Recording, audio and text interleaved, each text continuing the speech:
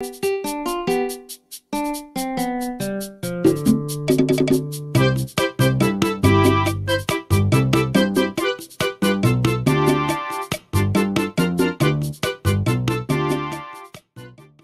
à toutes et à tous et bienvenue sur le coin sport et pop culture, et comme tous les mois je vais vous présenter du coup mes achats VO du mois de juillet 2024.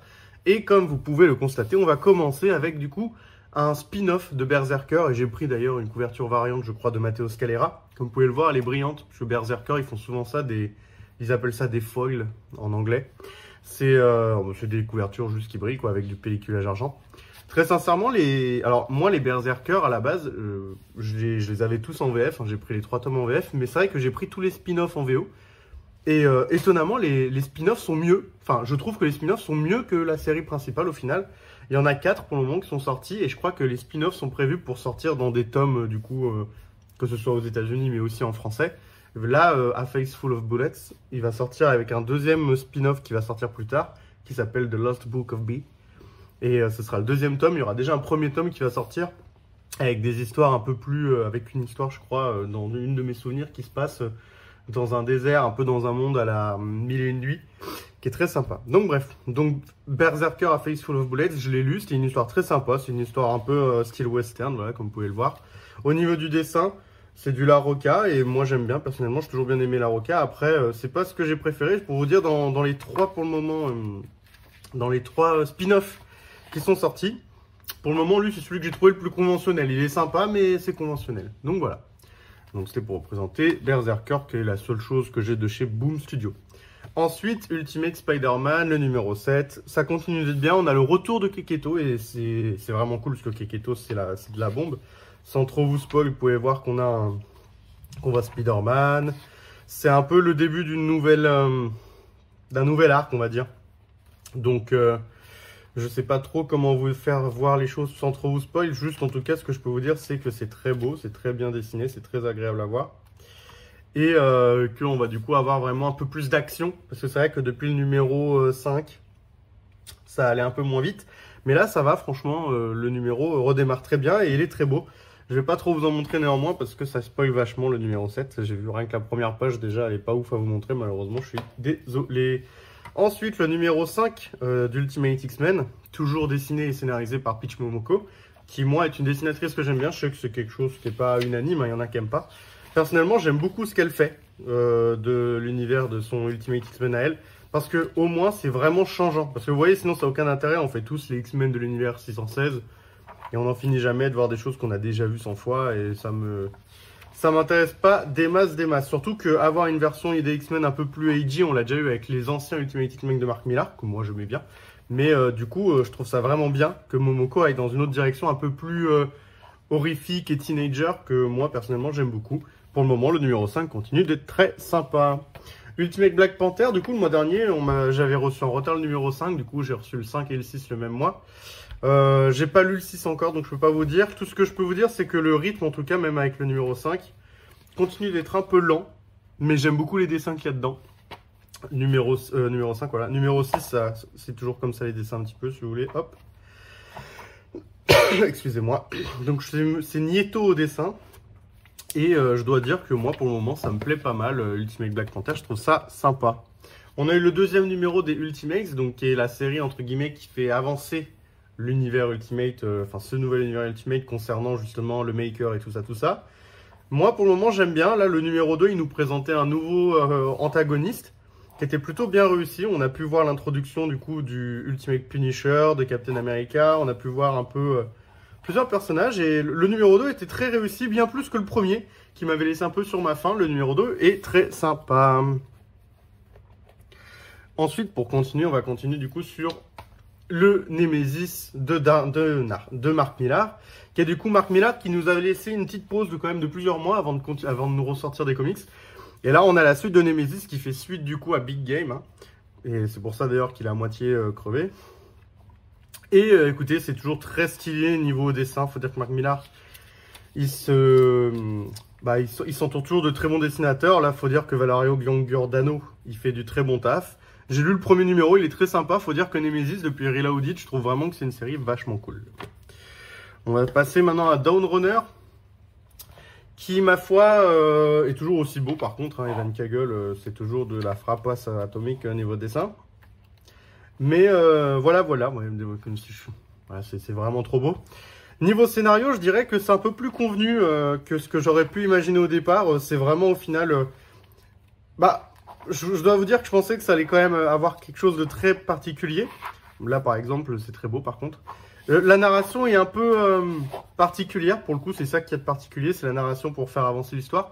Sinon, oui, vraiment, vous êtes vraiment dans un délire Évangélion, Pacific Rim, tout ce genre de choses. Si vous aimez bien les combats de kaiju, vous allez beaucoup aimer Dawn Runner. Et l'histoire en arrière-plan est plutôt cool. Moi, j'ai bien, en tout cas, je trouve ça sympathique. Et par contre, c'est vraiment une énorme œuvre artistique niveau dessin, c'est vraiment de la frappe. Je vous présente maintenant mon gros coup de cœur du mois, c'est Witchblade, le tout premier numéro, c'est un reboot. Donc c'est-à-dire qu'on vous re-raconte son origin story, etc. Moi, Witchblade, je connais que de nom, et de loin, du coup, parce que j'ai jamais eu les premiers numéros, j'ai jamais pu les lire, parce qu'en français c'est une galère, en VO c'est une galère de les retrouver. Donc du coup, je me suis jeté sur ce premier numéro en me disant que ce sera l'occasion de découvrir un peu le personnage. Et d'abord, j'adore les dessins de Cafaro. Moi, personnellement, je trouve vraiment que c'est très réussi. Vous voyez, c'est vachement bien. Et vous avez même parfois des superbes doubles pages comme celle-ci. Très franchement, j'ai vraiment adoré déjà le côté artistique de l'album, est vraiment très réussi. L'histoire en elle-même, j'ai beaucoup aimé. Je trouve que c'est une très bonne introduction. Ça va à 2000 à l'heure, on comprend tous les personnages et c'est vraiment très bien fait. Et en plus de ça, dans ce single issue qui coûte que 5 €, sur la même chose qu'un Marvel ou un DC, vous avez quand même des petits bonus à la fin qui sont toujours sympas à prendre. J'ai envie de vous dire, vous voyez, des petits croquis, des crayonnés, comme ça, je peux vous les montrer à fond. Donc, non, franchement, Witchblade 1, j'ai vraiment bien kiffé. J'ai hâte d'avoir le numéro 2 entre les mains et de vous faire une vidéo au plus vite une fois que le premier arc sera fini. Parce que vraiment, c'est une super série. Si vous ne l'avez pas prise, n'hésitez pas, parce que je crois que c'est encore dispo dans plusieurs endroits, dont chez Pulps Comics en ligne. Et je vous conseille, parce que c'est vraiment très bien. Le premier numéro est vraiment super cool à lire. Donc voilà, Witchblade. Ensuite, je me suis pris un TPB qui sortait et je savais pas ce que c'était, parce que j'aime beaucoup l'univers du coup The Unnamed de Ghost Machine. Et il y avait sur Pulps, sur leur carnet de sortie, il y avait marqué qu'il allait avoir un TPB qui s'appelait The Blizzard, qui est un TPB d'histoire qui était sorti dans un recueil en fait d'histoires de Two Image Comics. Et moi en fait je connaissais pas, donc je l'ai pris parce que j'aime bien l'univers. Et au final, ce que je peux vous dire, c'est que c'est très sympa. Moi, je l'ai lu. C'est une histoire, en gros, de détenus qui vont être transférés dans un endroit sécurisé. Et ils vont devoir passer par un endroit dans le blizzard, où il y a un monstre dans ce blizzard-là qui va tenter de les fumer. Et en gros, vous allez les voir essayer de survivre. C'était franchement très sympa. C'est une superbe histoire. Le dessin, pour le coup, je trouve, marche vraiment bien avec le côté, justement, blizzard, si je dois vous montrer. Vous voyez, ça marche vraiment bien. On a vraiment cet aspect de froid, horrifique, très réussi. Et écoutez, c'était vraiment un TPB que j'ai bien aimé. Et puis en plus, c'est à souligner, c'est que je trouve vraiment, et je vous le conseille parce que je pense que je sais pas comment ça va sortir en VF, mais tout ce qui concerne l'univers Neon Named ou Ghost Machine, je vous conseille vraiment de prendre les TPB en VO parce qu'ils sont vraiment pas chers. Ils coûtent tous entre 10 à 15 balles. Vous voyez, par exemple, si vous commencez Geiger ou Junkyard Joe, ils sont à 10 balles prix découverte. Et puis le Blizzard, vous l'avez à 15 balles, alors que ça sortirait en VF à 17-18.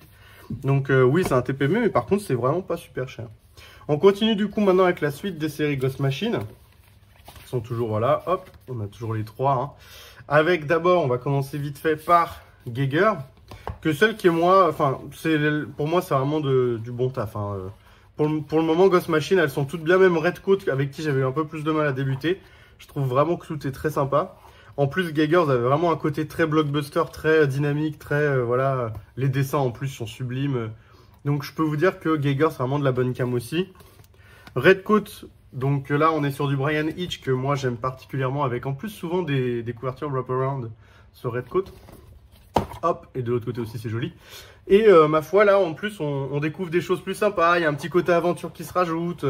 Donc c'est vachement cool, puis en plus le fait que son assistant soit Albert Einstein, c'est un peu rigolo. Donc vraiment Redcoat aussi c'est très sympa. Donc pour le moment toutes les séries sont très sympas parce que là Redcoat et Geiger, les deux se passent dans l'univers The Unnamed. Alors que pour le coup, la dernière en date, la dernière série qui est Rookie Exodus, elle se passe dans un monde autocontenu de ce que j'en sais. Excusez-moi. Et comme vous pouvez le voir, Rookie Exodus, comme je vous le dis tous les mois, c'est vraiment de la bombe bébé. J'ai hâte que ça sorte, si ça sort en VF, parce que ça va nous faire une édition sublime. Vraiment, ça, c'est un truc à sortir en grand format Urban de la mort qui tue. Ça va dépoter. Et j'espère vraiment qu'ils vont le sortir. Ce serait vraiment con de ne pas y sortir. Parce que Jason Fabok au dessin, c'est vraiment la classe. Et je vous conseille vraiment de lire Rook Exodus, parce que c'est vraiment bien. Donc après, à voir si ça sortira en VF ou pas. Si ça sortira pas en VF, je m'achèterai les TPB, parce que j'ai tous les TPB de l'univers de Ghost Machine. Mais vraiment, Rook Exodus, valeur sûre, c'est vraiment super. Maintenant qu'on en a fini avec l'univers de Ghost Machine, on s'attaque du coup au Spawnverse, qui est, comme vous le savez quand vous regardez mes vidéos, qui est l'univers que je lis le plus et dont j'ai le plus de numéros chaque mois. Donc on continue avec The Scorch de Stéphane Segovia. Comme tous les mois, je veux dire pareil. De toute façon, Spawn, s'il y a bien une qualité qu'il y a depuis 4-5 ans, c'est que c'est tout le temps beau, quelle que soit la série. Bah là, Scorch, c'est toujours le cas. Stéphane Segovia fait du super taf. L'histoire est toujours vachement cool. C'est vrai que The Scorch, au début, c'était un peu compliqué de s'y prendre parce que le début partait d'un postulat où il fallait avoir lu la série Spawn normale. Mais c'est vrai qu'au final, plus le temps passe, maintenant, plus les arcs s'enchaînent, moins vous avez besoin de comprendre qui est qui et qui fait quoi. Au final, vous avez juste besoin de savoir qui est le chef, qui est le leader du groupe. Donc voilà, et après, vous suivez l'histoire au fur et à mesure. En plus, ce qui est bien, c'est qu'à chaque fois, et c'est assez marrant parce que je trouve qu'ils sont très forts pour ça chez Spawn Universe, Todd McFarlane Productions. C'est qu'en fait, à chaque fois, vous avez un petit résumé ici qui, en très très peu de temps, vous permet de vous remettre dans le bain. C'est-à-dire que ça vous spoil pas trop ce qu'il y a eu avant si vous avez vraiment jamais lu ce qu'il y a eu avant. Mais par contre, si vous avez lu Scorch numéro 30 et que vous vous souvenez vaguement de ce qui s'est passé, parce que vous avez lu plein de trucs entre temps, juste lire ça, ça vous rappelle rapidement tout ce qu'il y a à savoir et du coup, ça vous remet dans le bain. Donc, je trouve ça vraiment super cool. Et écoutez, ce Scorch, pour le moment, là, c'est la série en général que j'aime le moins et pour le moment, je la trouve vachement cool. En parlant de série maintenant que j'aime le plus, il y a Gunslinger Spawn du coup, qui elle est vraiment une super série, toujours aussi cool, toujours aussi, voilà, pète la classe. Alors, comme je le dis un peu tous les mois, au début c'était Brett Booth au dessin et je trouvais vraiment que ça dépotait. Là, c'est Carlo Barberi qui a un côté un peu plus sympa, un peu plus cool. Mais cool dans le sens gentillet, vous voyez, des chara-design, etc. Ce qui change un peu, je trouve, l'ambiance générale du comics par rapport à quand c'était Brett Booth. Mais ça reste vachement sympa. Le duo qui forme avec ce personnage-là, sans trop vous spoiler, est vachement fun. Et on continue sur de bonnes augures, sur une véritable lecture popcorn très agréable. Une fois qu'on a fini Gunslinger, on s'attaque à King Spawn avec une très belle couverture de Kibar, qui s'appelle Guillaume Barki, qui m'a d'ailleurs dédicacé un comics en VF de manière très sympa parce que je l'avais acheté chez Central Comics à Paris. Et donc là, on est sur du King Spawn avec toujours Jason Shawn Alexander, mais aussi Yildiz Resinard au dessin. C'est probablement la série où je suis un peu le plus dubitatif sur le dessin, parce que moi, Jason Shawn Alexander, c'est pas le dessin que je préfère. Alors après, oui, vous avez des pages comme ça où ça reste toujours très classe. C'est pas non plus moche, Jason Shawn Alexander. Mais c'est vrai que c'est la série où le dessinateur est le moins blockbusteresque, je dirais. C'est celui où le dessin est le plus particulier dans les séries principales. Et King Spawn, ma foi, pour le moment, c'est la série pour le coup où j'ai le moins d'atomes crochus. Et après, vous avez évidemment la série principale Spawn avec cette très belle couverture, j'adore, qui du coup est dessinée par Brett Booth. Et moi, perso, j'adore quand il y a du Brett Booth, je trouve que ça pète tout le temps la classe. Donc là, je pourrais pas trop, en vrai, de toute façon, si vous n'avez pas suivi l'histoire, ça vous spoil pas trop. Mais grosso modo, vous avez un ancien Spawn qui est revenu, qui s'appelle Jim Downing. Vous avez plein de personnages qui du coup vont se foutre sur la gueule, ça va avancer vachement. L'histoire en elle-même est plutôt sympatoche, ça vous demande après d'avoir pas mal de background, mais c'est très actionneur, vous avez beaucoup de personnages qui sont vraiment ultra classe et le dessin est vraiment beau. Grosso modo, Spawn, c'est la série où c'est le plus dur de rentrer dedans, je pense, là maintenant à l'heure actuelle au niveau 355, parce qu'il y a tellement de choses à comprendre et de personnages références à voir pour apprécier, que c'est un peu compliqué. Mais par contre, toutes les autres que je vous ai montrées avant, et notamment Gunslinger Spawn, vraiment à chaque fois, c'est ce que je dis à tout le monde, à moins de vouloir commencer la série Spawn par le tome 1 et du coup de tout rattraper, si vous voulez pas avoir trop de choses à rattraper et de vous lancer dans une série Spawn pour le fun, et bah testez Gunslinger, parce que franchement Gunslinger c'est de la bombe. Ensuite, vous avez les séries un peu spin-off, voilà, donc Misery, qui elle du coup qui est la fille en fait de la femme de l'ex-femme de Spawn, mais pas la fille de Spawn. Donc c'est un peu particulier. Là, les dessins seront par Kudransky, qui est un dessinateur que j'aimais pas sur Spawn à l'époque dans les années 2010, mais que j'aime bien sur les séries spin-off sur lesquelles il dessine, parce que je trouve que les séries spin-off, du coup, elles veulent vous raconter quelque chose de spécifique, avec un ton spécifique, et c'est plutôt réussi avec Kudransky quand c'est sur ce ton un peu horrifique, parce que du coup, là, son dessin est legit. Alors que sur Spawn, on s'attend à un truc un peu plus punchy, un peu plus Brett Booth, quoi. Ou même Carlo Barberi qui fonctionnait vachement bien. Donc, Misery, pour le moment, on est un peu, je suis un peu dans l'expectative. J'attends de voir comment ça va se finir. Il reste encore 2 numéros. En parlant de TPB, j'en ai acheté un deuxième. Voilà, qui s'appelle Spawn Kill Every Spawn. Parce que j'avais pas pu les acheter à l'époque. Et parce que ce mois-ci sortait sa suite qui s'appelle Spawn Kills Every Spawn. Et là, du coup, j'ai acheté Spawn Kills Everyone. On va vous parler un peu des deux. D'abord, je vais vous parler de Spawn Kills Everyone, qui en fait, grosso modo, est un Deadpool dans le monde de Spawn. En fait, c'est Baby Pool, si vous voulez. Enfin, c'est Baby Pool, Baby Spawn, qui en gros a une mentalité un peu à la Deadpool, qui va vous faire des blagues en cassant le 4e mur, en se foutant de la gueule d'autres personnages Marvel, DC, etc. Vous vous doutez bien que ce qu'il va faire, c'est que du coup, il va probablement vouloir les buter. Au niveau du dessin, c'est très fun, parce que c'est un mélange de chibi, et en même temps, ça vous fait parfois des gros clins d'œil au dessin, au dessin ultra connu de Spawn, quoi, donc c'est vraiment fun. Et là, il est en train de lire le premier numéro sur des chiottes et tout, donc voilà, donc c'est très marrant, pour moi, c'est clairement une parodie. Si vous aimez bien Spawn, vous allez bien aimer. Si vous aimez bien juste les parodies, les gens qui se foutent de vous, enfin, les gens qui se moquent de vous et tout, il y a plein d'easter eggs, vous voyez, par exemple, on a vu qu'il y avait le film Spawn qui avait été annoncé il y a pas longtemps, il y avait déjà Blumhouse sur le téléphone en petit clin d'œil. Donc non, vraiment, je l'ai lu, c'était vraiment cool, ça m'a fait vraiment rigoler. Puis j'ai trouvé ça cool que je puisse le commander chez Pulps, parce que c'est vrai qu'en en VF, je suis pas sûr que Delcourt va sortir cette version chibi de Spawn. Et du coup, bah, j'avais bien aimé, et du coup, j'ai pu lire, faut que j'arrête de lire, du coup. J'ai pu lire Spawn Kills Every Spawn, la pseudo-suite, et c'est toujours aussi ultra fun. Avec du coup la couverture normale et variante de McFarlane ici. Et comme vous pouvez le voir, c'est toujours très marrant. Très gore. Avec un personnage vraiment complètement what the fuck. Limite là, il y a... Ils ont poussé le truc encore plus loin parce que vous avez vraiment une parodie de la Comic Con, etc. De toutes les variantes de Spawn dont ils s'automoquent parce que maintenant on en a fait plein, donc on se repère plus, on comprend plus rien. Et en plus, il y en a qui sont adorés, d'autres détestés, etc. Vraiment, c'est vraiment très marrant. Et je vous le conseille parce que moi, si vous aimez bien Spawn comme moi, ou que vous aimez bien juste rigoler les parodies de super-héros, ça va vous faire marrer. On a aussi, du coup, Rat City, avec cette couverture, il me semble, de Mark Spears, qui est un artiste que j'aime rarement, mais cette couverture, je la trouvais bien. Donc Rat City, pour vous souvenir, hein, c'est une sorte de Spawn cyberpunk du futur. Et c'est une série qui, pour le coup, sur laquelle je comptais pas du tout, hein, et que j'aime beaucoup. Je trouve que... Zé Carlos au dessin, par contre, ça j'ai toujours beaucoup aimé. Je trouve que ça a beaucoup la classe. Ce numéro, pour le coup, il vous introduit pas mal de relations et de personnages secondaires et c'est très bien foutu. Et comme vous pouvez le voir, le découpage est très bien. Le personnage principal est très stylé. Et l'univers en lui-même est vraiment très intriguant, très intéressant. J'ai hâte de voir en fait comment ça va aller. Et puis surtout, hâte de voir si c'est une série qui va durer longtemps ou pas. On a ensuite Monolith, le dernier numéro, le numéro 3/3. Qui est une sorte de Spawn à la sauce Alien / Halo dans l'espace. En gros, c'est pas cyberpunk, c'est complètement futuriste.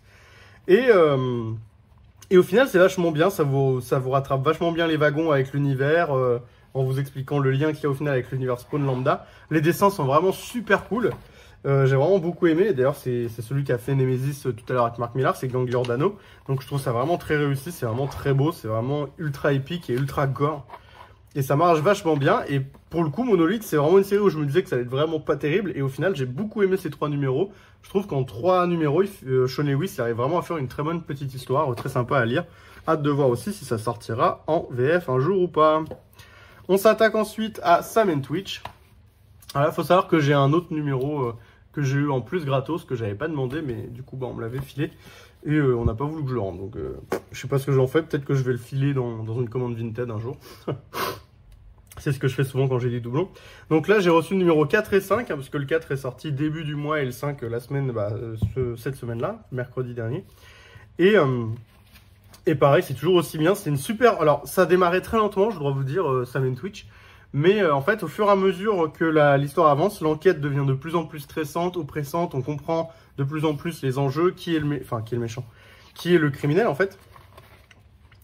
Et faut dire que si c'est un peu chiant que Sam soit un peu en dehors de la série pour le moment, On a énormément d'empathie pour Twitch, donc c'est plutôt très réussi sur ce point-là. Et comme vous pouvez le voir, il y a vraiment des choses horribles et dégueulasses qui se passent. C'est une vraie enquête policière, pour le moment, il y a très peu d'interventions de spawn dedans. Mais elle est vachement cool à suivre et franchement, pour le moment, sur mes Twitch, j'aime bien. Et comme je vous disais, j'aime pas Kudransky, mais dans ce cadre-là, les enquêtes polar noires ou les trucs un peu horrifiques, là, je trouve que son trait est à propos. Ensuite, on a enfin fini toutes les séries spawn, hein, ça en fait. Hein. On va s'attaquer au Energon Universe, du coup, avec la suite de Void Rivals. Vous pouvez voir du coup sur les couvertures qu'il y a de plus en plus de Transformers qui interagissent dans l'univers et c'est un peu ce qui commence à se passer en effet. Et même, va même y avoir des personnages G.I. Joe hein, avec Cobra là, etc. qui va débarquer. Donc comment ça se passe? Void Rivals c'est toujours aussi sympa, hein, je vous le conseille.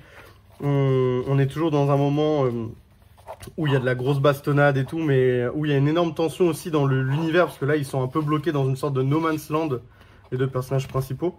Là, c'est vraiment compliqué d'aller loin dans l'explication parce que sinon ça vous spoil énormément. Mais grosso modo, Void Rivals, vraiment, je vous le conseille, c'est sorti en VF, c'est super cool. Ça vous raconte une histoire qui est vraiment haletante. Vous avez toujours envie d'aller vers l'avant, de comprendre ce qui se passe, de qui ça parle, etc. Et je peux que vous conseiller du coup de lire Void Rivals, tout comme je peux que vous conseiller de lire Transformers. Avec cette très belle couverture, il me semble qu'il est de Jorge Corona, mais je ne suis pas sûr, mais il me semble que c'est celle de Corona. Ah non, c'est celle de Daniel Warren Johnson. Corona, c'est l'autre. Bah, elle est très belle la couverture, je l'aime beaucoup. Je trouve elle est un peu onirique, un peu... Elle est sympa. Et le dessin à l'intérieur, pour le coup, c'est Corona, et c'est très très sympa. J'aime beaucoup, je trouve qu'il arrive vraiment à garder l'âme que ce que Warren Johnson avait réussi à donner au début de la série. Et pour le coup, Transformers, pareil, c'est vraiment super cool. Et le point positif principal, en fait, c'est que vous suivez les Transformers. C'est que vous voyez des relations entre les Transformers. Les Transformers, c'est pas juste des gros joujoux comme dans les films qui se bastonnent et on voit que des humains. C'est vraiment la majorité du temps, vous voyez des Transformers, vous voyez leur vie, et c'est vraiment ultra intéressant, ça développe vachement leur lore, et vous vous attachez beaucoup plus aux personnages que sont les Transformers en eux-mêmes. On a ensuite les séries G.I. Joe qui sont sorties avec du coup la suite de Scarlett et de Destro. Je pourrais pas trop vous en parler parce que j'ai pas lu encore Destro, j'attends d'avoir tout. Et Scarlett, là, je suis un peu en train d'y rattraper. Scarlett, j'avais beaucoup aimé le premier numéro. Il faut dire que Kelly Thompson, c'est une artiste que j'aime beaucoup. Marco Ferrari à l'intérieur au dessin. Je trouve que c'est très sympa. Ça suit bien le style qu'on a eu à imprégner avec Tom Riley, etc. sur toutes les séries de G.I. Joe. Donc je trouve que ça marche vachement bien. Et donc sur ça, c'est vachement bien. Après, pareil, Destro avec André Bressan. Vous avez vraiment une sorte de continuité visuelle, je trouve, plutôt bien faite. Au final, alors Destro, c'est un personnage, c'est un bad guy, Scarlett, c'est plutôt une gentille. C'est plutôt réussi, vraiment. Je vous conseille, comme toujours, de lire tout ce qu'il y a dans l'Energon Universe, que de toute façon, Urban en français vont tout sortir. Et c'est vraiment un univers à prendre dans son ensemble pour vraiment bien apprécier tous les clins d'œil, tout l'univers en lui-même. Pour une fois que vous avez vraiment l'occasion de vous jeter à corps perdu dans un univers complet, bien foutu, avec des bonnes intégrations de personnages, etc. au fur et à mesure des comics, bah, je vous le conseille.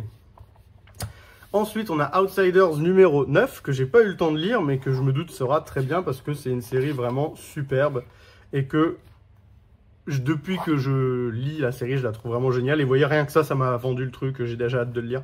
Ça va être super bien, et puis Robert Carré au dessin, vraiment je connaissais pas beaucoup, mais avec Outsiders, ça m'a vraiment, il m'a mis des claques, j'adore, je trouve qu'il a une qualité de dessin, et en plus une qualité de diversité de dessin, parce qu'il a réussi à vous vendre plusieurs choses, enfin à me vendre en tout cas, plusieurs univers différents.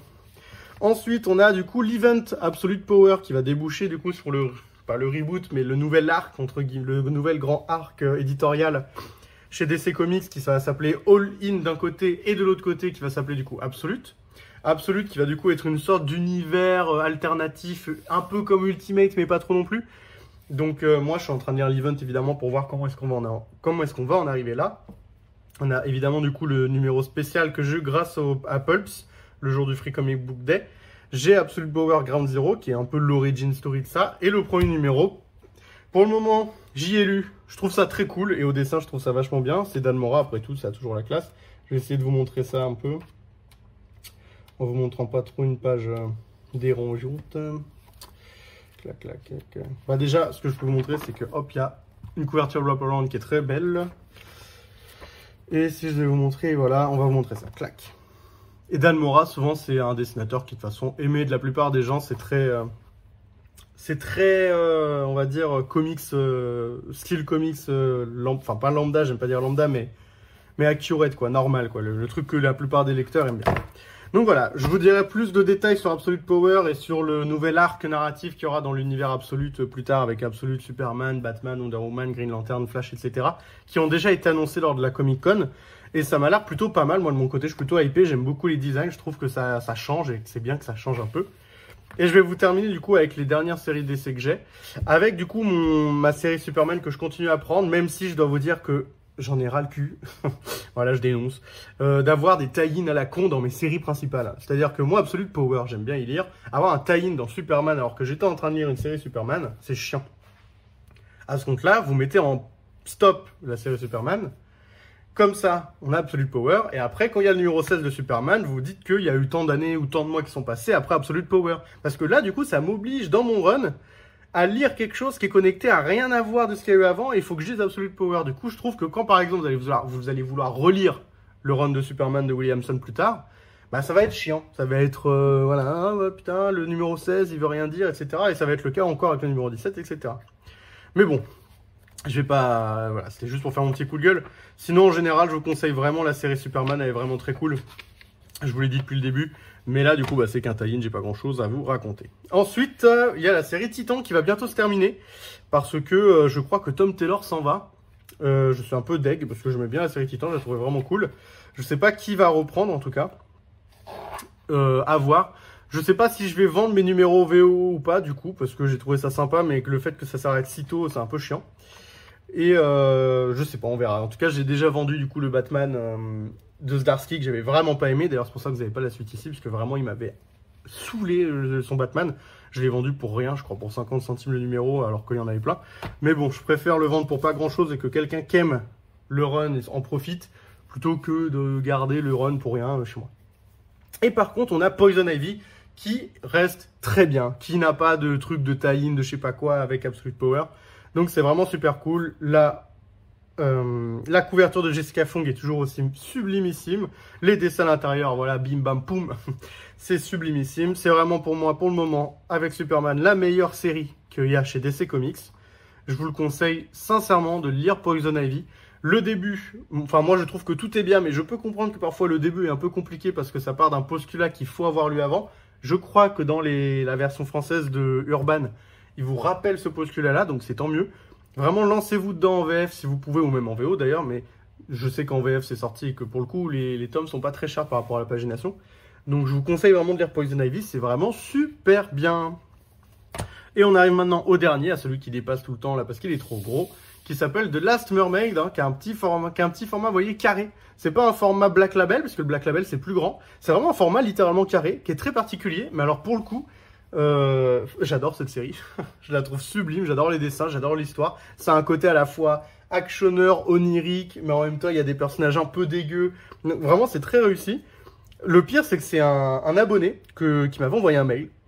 Parce que oui, vous êtes plusieurs quand même à m'envoyer des mails. D'ailleurs, merci beaucoup, c'est très gentil. Ça me donne de la force, ça me donne envie de continuer.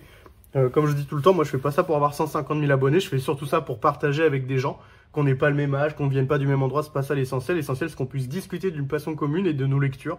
Et moi, c'est ce qui me plaît le plus. Et du coup, il y a quelqu'un par mail qui m'avait dit « Ouais, je connais Derek Kirk-Kim, j'adore. Je te conseille de prendre le premier numéro de The Last Mermaid le mois prochain. » Et je l'ai écouté. J'ai continué à acheter du coup la série sans discontinuer. Et je dois dire que j'ai bien fait parce que c'est vraiment super cool, j'adore. C'est un côté un peu animé, manga, dessin bizarre, mais j'aime beaucoup. Je trouve que c'est un vrai style à lui. C'est un vrai style particulier, c'est vraiment bien fait. L'histoire est vraiment super cool. La narration passe énormément par le dessin. Et du coup, moi j'aime beaucoup quand les... Alors c'est pas que j'aime pas lire, attention, parce qu'au contraire, j'adore lire les romans normaux. Enfin, normaux, je vais pas dire normaux non plus, mais on va dire... dans ma bibliothèque, vous avez aussi du Dune, etc. Donc... vous avez beaucoup de mots passants, j'ai l'impression de devoir me justifier. Non mais plus sérieusement, c'est juste qu'en BD, j'aime beaucoup quand le scénariste slash dessinateur prend le parti pris de vous raconter les choses à base du dessin, justement. Où justement le storytelling passe beaucoup avec le dessin, comme dans le cinéma d'ailleurs. J'aime beaucoup au cinéma quand les choses, on vous les raconte pas, mais quand on vous les montre. Et je dois dire que c'est du coup une très grande réussite de Last Mermaid, je sais pas, et je pense vraiment pas que ça va sortir du coup en VO, enfin en VO en VF. Je sais qu'en VO c'est prévu qu'il y ait du coup une édition TPB qui va sortir. Et je vous la conseillerais vraiment quand elle sortira, je sais pas si je vous la présenterai, mais en tout cas je vous le dirai. Parce que vraiment c'est une série qui m'a beaucoup plu et qui était inattendu, parce qu'il faut dire, je suis pas sûr que beaucoup de gens connaissent The Last Mermaid ou même Director Kim. J'étais le premier à pas trop connaître. Et au final, c'était vachement bien. Voilà, on a enfin fini la présentation au bout d'une demi-heure. J'ai l'impression que tous les mois, il y en a de plus en plus qui se rajoutent. Après, il faut dire qu'il y a eu des TPB, etc., etc. Mais vous voyez, j'essaye de diminuer. Vous avez vu, il n'y a pas le Wonder Woman d'ailleurs, parce que j'ai pas reçu, parce que j'ai pris une couverture variante de Tony Daniel. Donc vous allez du coup, je vais vous présenter du coup Wonder Woman de ce mois-ci, le mois prochain si je le reçois aussi. Du coup, normalement, le mois prochain, vous aurez 2 Wonder Woman et 2 fois normalement de Tony Daniel si tout va bien, parce que j'adore Tony Daniel en couverture. Mais grosso modo, vous voyez, comme je vous ai dit, j'ai arrêté le Batman parce que ça m'a un peu gonflé. Titan, je pense qu'après Tom Taylor, je vais arrêter. J'essaye un peu d'arrêter sur les Big Two en fait, parce que pour moi, avoir tout le temps des events, des tie-in, des machins, des trucs, ça me gonfle un peu. Avoir des équipes artistiques qui changent vraiment régulièrement, c'est un peu agaçant. Vous voyez, au final, Poison Ivy, j'aime bien. Vous avez toujours J. Willow Wilson derrière, Titans, qu'est-ce que je veux dire c'était quoi l'exemple que je voulais prendre? L'univers Ultimate, je l'aime bien parce qu'il est bien pensé avec Hickman au milieu, etc. Je vais prendre les séries absolues, je pense, justement, parce que j'ai hâte de voir ce que ça peut donner, un univers un peu alternatif où il y a des nouvelles origin story avec des persos qui ont vraiment une histoire différente que l'univers DC normal. Mais, et puis voilà, je vais pas trop tergiverser, sinon la vidéo va durer 45 minutes et c'est pas non plus mon but. Je vous laisse sur ces belles petites pages. Je vous remercie d'avoir regardé cette vidéo. N'hésitez pas à me dire en commentaire ce que vous lisez que moi je ne vous présente pas, si vous me recommandez certaines histoires ou certains TPB à prendre pour plus tard, si vous me recommandez même plus tard de prendre des séries qui vont commencer, etc. Je sais que par exemple on m'a demandé pourquoi est-ce que j'avais pas pris Dark Knight of Steel. Parce qu'en fait j'avais pas suivi les séries d'origine en VO, donc du coup je les ai pas. Du coup j'avais acheté en VF Dark Knight of Steel et du coup je vais prendre la suite en VF. J'ai pas pris les single issues parce que moi je suis un complétiste, donc si j'ai pas le début j'ai pas envie d'acheter la suite. C'est un peu un défaut.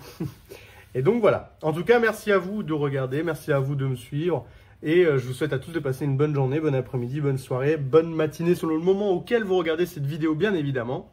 Et je vous dis à tous, tchuss!